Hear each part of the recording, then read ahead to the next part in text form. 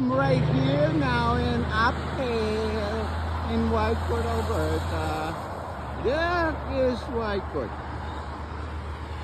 Now what you call down here? And go upstairs is Uphill. Yeah. Meron tayong IGA right there. Canadian Tire. Tapos doon Walmart. Everything. Oh. Galing siya sa gubat ko, no? Hindi ko alam kung anong ginawa niya rin. Yan. Ito ang Whitecourt. Ito niya.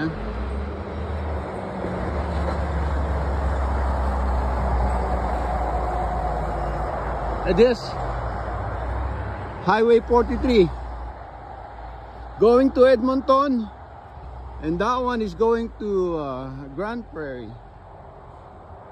Meron din ditong sawmill. Ayan, no? Yung umuusok na yan, Canfor.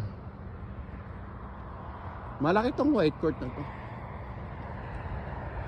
At saka dito, wala kang makikitang court na ang pintura ay itim. Like basketball court, tennis court, puro puti. Yeah, puro puti ang mga court dito.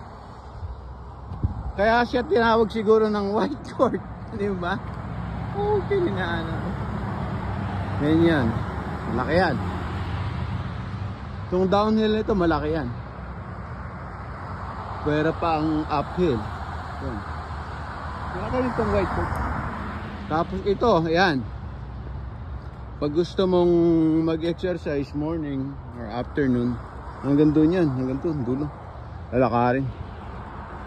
Meron siyang, may mga option. Malayo ka sa daan. Okay? So, safe ka pag naglakad ka rito. Kasi nga, yan yung daan, no? Tapos paakyat pa. Kahit magtatambling siya dyan, hindi aabot dito. Sasakyan, ito mo sana. Kawawa na.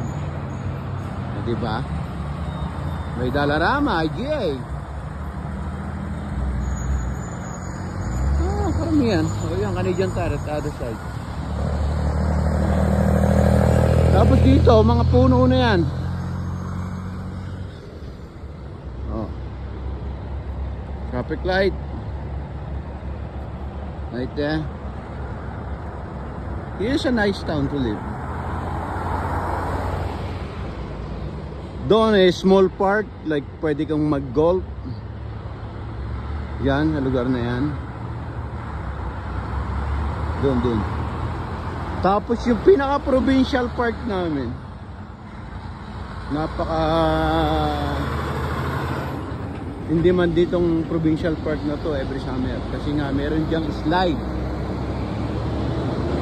Dinadayo yan. Doon yan, diretso. Hanggang doon. Going to provincial light. Ayan, traffic light. Ayan, ha. Okay.